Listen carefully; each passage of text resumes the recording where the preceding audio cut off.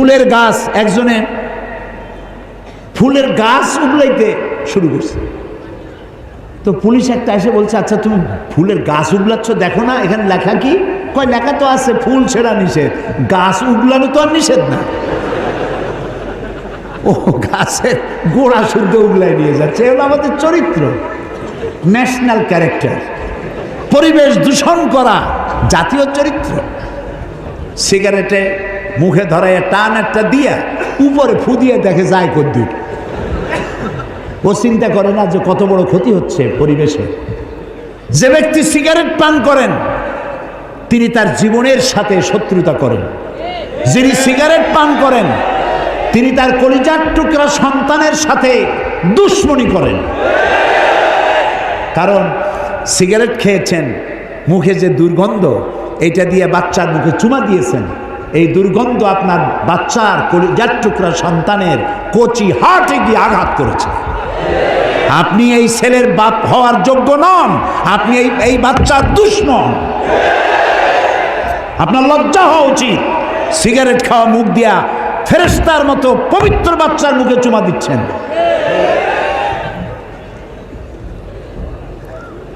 সিগারেটে ধূমপানের ভিতরে 4 পয়সা কোন উপকার আছে বলে পৃথিবীর কোন ডাক্তার বলতে পারবে না। হয়তো সেইগুলা বাসে বসে খায়, রাস্তায় খায়, হাটে আর খায়, মুরব্বীর সামনে খায়, হোটেলে খায়। আহারে, একটু শরম টরম হওয়া উচিত। এখানেই শেষ নয়, আপনি আপনার জীবনের সাথে, বাচ্চাটা বাদ দিলাম, আপনার জীবনের সাথে শত্রুতা করছেন। সিগারেটের মধ্যে, তামাকের মধ্যে নিকোটিন নামক এক প্রকারের বিষ আছে, পয়জন আছে। এই পয়জন ধোঁয়া হয়ে নাকের আপনার মুখে টান দিলেন, হার্টে চলে গেল। পৃথিবীতে প্রতি বছর 30 লক্ষ লোক সিগারেটের নিকোটিন নামক পয়জন দিয়ে ক্যান্সার আক্রান্ত হয়ে মারা যায় যারা, তাদের সংখ্যা 30 লাখের উপরে।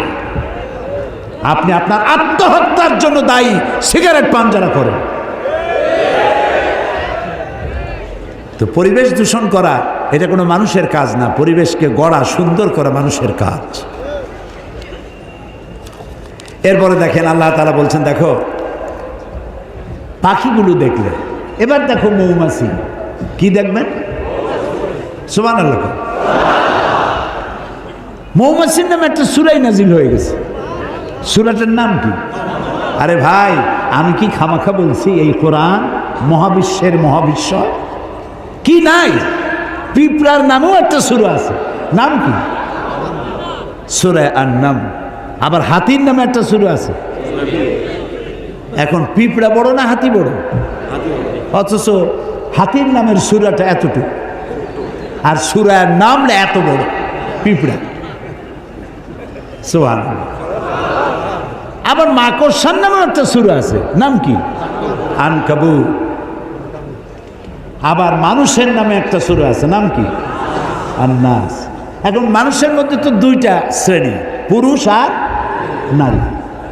মেয়ে লোকের নামেও একটা সূরা আছে, সূরা নিসা।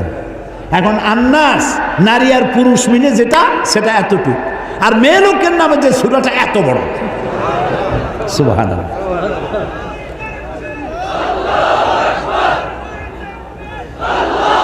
এই কোরআনে কি নাই?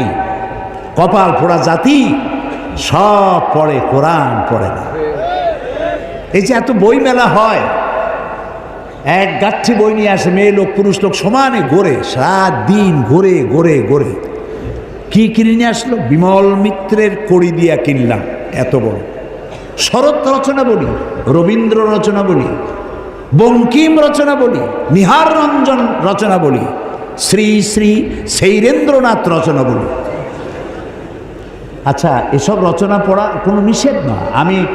আমি কিন্তু কোনো সাম্প্রদায়িক কথা বলছি না। আপনি পড়েন, আমিও পড়ছি। শরতের এমন কোনো লেখা নেই যে আমি পড়িনি, বঙ্কিমের এমন কোনো লেখা নেই যে আমি পড়িনি। আমি বঙ্কিমকে পড়েছি, শরৎকে পড়েছি, রবীন্দ্রনাথকে পড়েছি। রবীন্দ্রনাথের 2 বিঘা জমিন কবিতা পড়ে আমি কেঁদেছি।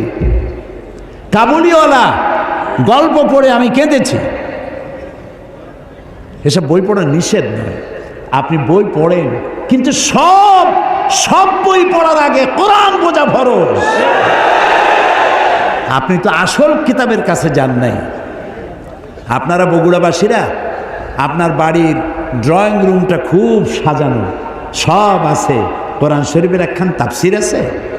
কয়জনের বাড়িতে আছে? দুর্ভাগ্য এ জাতির। কোরআন পড়ুন, কোরআন পড়ুন। ওই যে একটা স্লোগান দেয় না, আল কোরআনের আলো, এইটা হলো ভালো স্লোগান। খালি একটা স্লোগান পাইছে, ইসলামের শত্রুরা হুঁশিয়ার সাবধান। কি এর শত্রু? আমার কোনো শত্রু নাই। আওয়ামী লীগ আমার, বিএনপি আমার, জামাত ইসলামী আমার, জাতীয় পার্টি আমার, হিন্দু আমার, বৌদ্ধ আমার, মুসলমান আমার, যারা মানুষ তারাই আমার।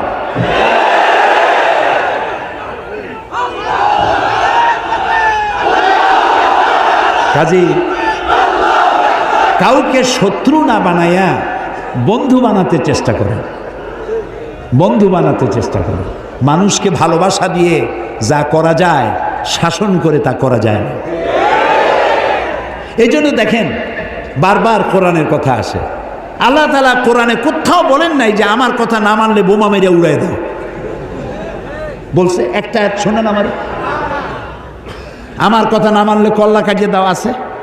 বরং কল্লা কাটার ব্যাপারে আল্লাহ বলেছেন, একটি মানুষকে যদি কেউ হত্যা করে, ফাকান্নামা কাতালান নাসা জামিআ, যদি কেউ একটি মানুষকে হত্যা করলো, সেজন্য সারা পৃথিবীর সব মানুষকে হত্যা করলো। যদি কেউ একটা মানুষকে বাঁচায় দেয়, সেজন্য সারা পৃথিবীর সব মানুষ বাঁচায় দিল। এইটা হলো কোরআন। এটা কি? এই হচ্ছে সেই কোরআন। এটা সাম্প্রদায়িক নয়, এটা সন্ত্রাসের জন্ম দেয় না। কোরআন সন্ত্রাসীদেরকে বিদায় করে দেয়। এখানে সাম্প্রদায়িকতার কোনো জায়গা নাই। নবী করিম সাল্লাল্লাহু আলাইহি সাল্লাম মদিনায় প্রবেশ করে সর্বপ্রথম ইসলামের চরম দুশমন ইহুদিদের সাথে এগ্রিমেন্ট করেছিলেন, চুক্তি করেছিলেন। এটা ঐতিহাসিক সত্য নয়? অথচ ইহুদিদের হাত নবীদের রক্তে রঞ্জিত। বহু নবী তারা জবাহ করেছে। জাকারিয়া আলাইহিস সালামকে করাত দিয়ে চিরে দ্বিখণ্ডিত করেছে ইহুদিরা। কাজে মানুষকে আপনি শত্রু ভাববেন কেন? হিন্দুর বাড়িতে যদি কেউ অসুস্থ হয়, আপনি 1 কেজি আপেল নিয়ে যান এবং তাকে 1 কেজি আপেল দেন। আপনি বলুন, স্রষ্টা আপনার ভালো করুন, আপনার জন্য দোয়া করি, আশীর্বাদ করি। বলতে তো কোনো ক্ষতি নেই। সে বুঝলো যে মুসলমান এরা সাম্প্রদায়িক না। আমার বাড়ি যেখানে, গতকালও বলেছি যে হিন্দু অনেক বেশি, আমার প্রতিবেশী বহুত হিন্দু আছে। ঈদের দিন তারা আমার বাড়িতে এসে, আমার গরিবখানায় এসে তারা পায়েস খায়, সেমাই খায়। আমি এমপি থাকাকালীন মসজিদও বানাইছি, তাদের মন্দিরও বানাইছি। আমার বাপের টাকা দিয়ে তো বানাইনি, সরকারের কাছ থেকে টাকা নিয়েছি, বানাই দিয়েছি। শত্রুতা কেন করবে? আমার এ ঘর ভাঙ্গিয়াছে যে বা, আমি বাঁধি তার ঘর, আপন করিতে ঘুরিয়া বেড়াই, যে করেছে মরে পর। কাজে মানুষকে ভালোবাসতে শিখুন, মানুষকে ভালোবাসা দিন, তাহলে মানুষগুলি দিনের পথে চলে আসবে। যাই হোক, কিসের কথা বলছিলাম কোন তো? ও মাশাআল্লাহ, ধন্যবাদ, ধন্যবাদ বগুড়াবাসীকে, ধন্যবাদ আপনাদের মেমোরিকে, ধন্যবাদ। আল্লাহ আমাদের সকলের মেমোরিকে আরো বাড়ায় দিন, যাতে কোরআনের কথা, হাদিসের কথা আমরা আমাদের মাথার মধ্যে রেখে দিতে পারি। সুবহানাল্লাহ। মৌমাছির কথা বলছিলাম, সেই মৌমাছি দিয়ে এখন দেখেন মৌমাছি সম্পর্কে আল্লাহ কি বলছেন। এখানেও বিজ্ঞান আছে। وَأَوْحَى رَبُّكَ إِلَى النَّحْلِ أَنِ اتَّخِذِي مِنَ الْجِبَالِ بُيُوتًا وَمِمَّا يَعْرِشُونَ। মৌমাছিকে তার মনের মধ্যে একথা আমি জাগ্রত করে দিলাম, কি তুমি 3 জায়গায় বাসা বাঁধো। কয় জায়গায়? কে বলতেছে? 3 জায়গায় বাসা বাঁধো। গাছে বাঁধো, বিল্ডিংয়ের কার্নিশে বাঁধো, আর পাহাড়ে বাঁধো। 3 জায়গায় এই মৌচাক বানাও, যাতে করে মরুভূমির লোকেরাও মধু খেতে পারে। গাছপালা নাই, বিল্ডিং আছে শুধু তারাও যাতে খেতে পারে। মধু তো নিয়ামত। মধু কি নিয়ামত? আপনি বানান পয়জন হয়ে যাবে। বিভিন্ন ফুল থেকে আপনি বিভিন্ন মধু বানায় আর্টিফিশিয়াল, নিজেরা যদি বানান পয়জন হয়ে যাবে, খাবেন জনমের মতো কলেরা হইয়া বসন্ত হয়ে মারা যাবে। মৌমাছি দিয়ে আল্লাহ বানাচ্ছেন। দেখেন আল্লাহ রাব্বুল আলামিন বলেন 3 জায়গায় চাক বানাও, সুম্মা কুলি মিন কুল্লি সামারাতি ফাসলুকি সুবুল রাব্বিকা যুনুলা। এরপরে তুমি প্রত্যেক ফুলের থেকে মধু আহরণ করো এবং তোমার রব কর্তৃক নির্দিষ্ট পথে ফিরে আসো। মৌমাছি নিয়ে যারা এই প্রাণীতত্ত্ববিদ যারা, তারা বলেছেন মৌমাছি নিজের বাসা থেকে 5 কিলোমিটার দূর পর্যন্ত গিয়ে সেখান থেকে মধু আহরণ করে নিজের বাসায় আবার ফিরে আসতে পারে। সে পথ হারায় না, কারণ আল্লাহ তাআলা বলেছেন সুম্মা কুলি মিন কুল্লি সামারাতি ফাসলুকি সুবুলা রাব্বিকা যুনুলা। তোমার রব কর্তৃক নির্ধারিত পথে ফিরে এসো। ওই রাস্তায় যায়, আবার সেই রাস্তা দিয়ে ফিরে আসার মতো একটা জ্ঞান আল্লাহ তাকে দান করেছেন। এখন দেখুন মৌচাক দেখছেন আপনারা? মৌচাকের অসংখ্য চেম্বার আছে। এই চেম্বারগুলি কয় কোণ বিশিষ্ট বলেন তো? হ্যাঁ, মৌ খাইছে জন্মের খাওয়া, কিন্তু দেখে নেই। 6 কোণ বিশিষ্ট। মধুমক্ষিকা যে চাক বানায় 6টা কোণ থাকে, প্রতিটা চেম্বারের 6টা কোণা। এই যে সমান সাইজের, একটাও বড় নয় একটাও ছোট নয়, হাজার হাজার চেম্বার বানালো 6 কোণ বিশিষ্ট। ওর কাছে কি জ্যামিতি বক্স ছিল? মেশিন টুল ছিল? কি দিয়ে বানালো? সুবহানাল্লাহ বলবেন? সুবহান। এরপরে বিল্ডিং এর কার্নিশে এসে বানায়েছে মৌচাক, 1/2 মণ 1 মণ ওজন, পড়ে যাচ্ছে না। কোন সুপারগুলো দিয়ে সেটাকে লাগালো? সুবহান, আল্লাহু আকবার।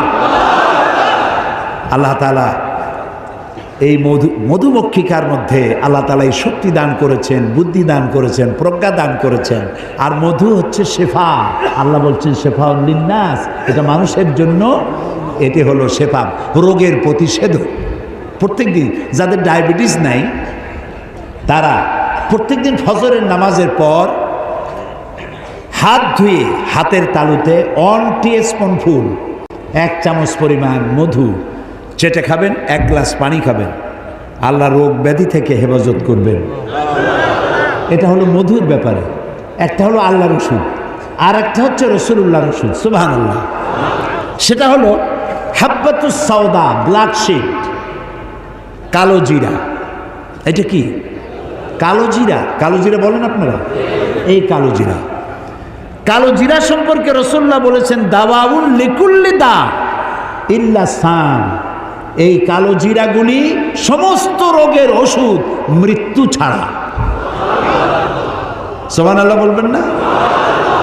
আমাদের কপাল খারাপ, কোরআনও পড়ি না, হাদিসও স্টাডি করি না, হুজুরদের কাছে যাই আর তাবিজ নিয়ে আসে, আর ওই যে কালো সুতা এগুলো পড়ে নিয়ে আসে।